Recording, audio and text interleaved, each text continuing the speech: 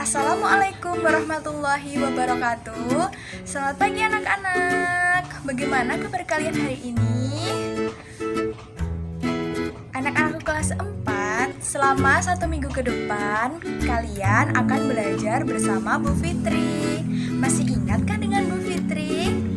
Nah, anak-anak, apakah kalian pernah menyalakan lampu atau menyalakan televisi? Nah, kalian tahu tidak bagaimana lampu itu bisa menyala? Ya, benar sekali. Lampu bisa menyala karena ada energi listrik. Begitu juga dengan televisi.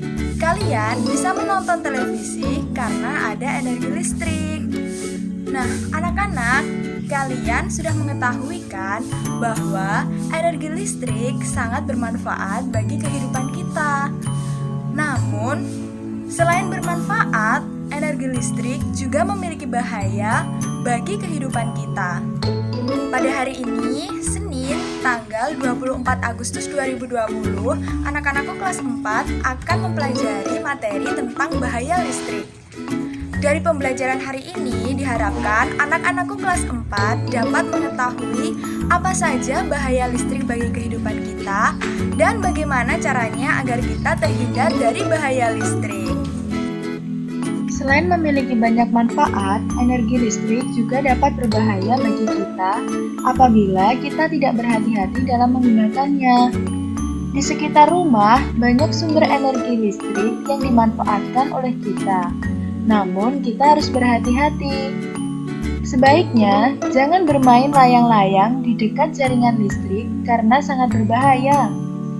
Bermain berdekatan dengan aliran listrik dapat menyebabkan layang-layangnya tersangkut di kabel listrik dan mengakibatkan anak tersebut tersetrum. Kita juga tidak boleh memanjat tiang listrik karena dapat menyebabkan kecelakaan apabila menyentuh kabel listrik.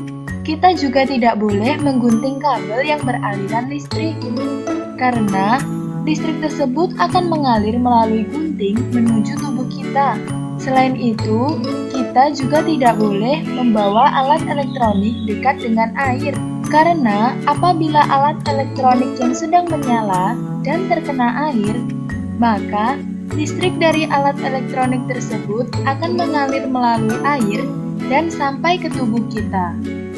Kita juga tidak boleh memperbaiki saluran listrik tanpa pengawasan orang tua, karena dapat menyebabkan konsleting listrik. Di rumah kita banyak sekali alat-alat yang membutuhkan listrik.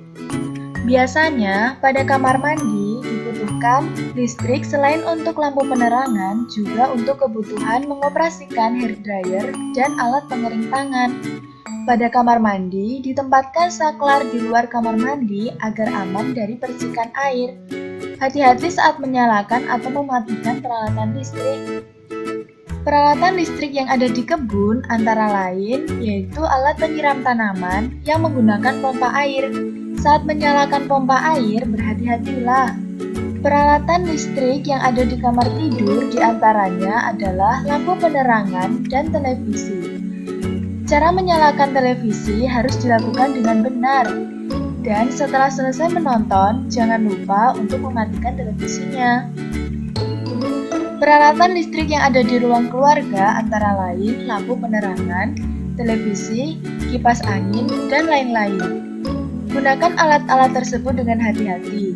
Misalnya, jika ingin menyalakan lampu, gunakanlah alas kaki.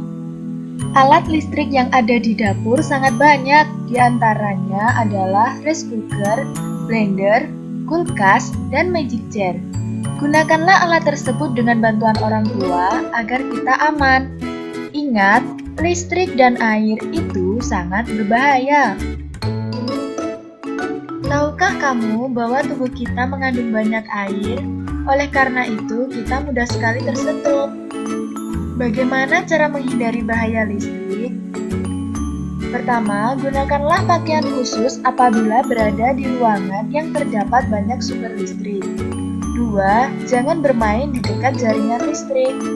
3. Mintalah bantuan orang dewasa saat menggunakan peralatan yang beraliran listrik.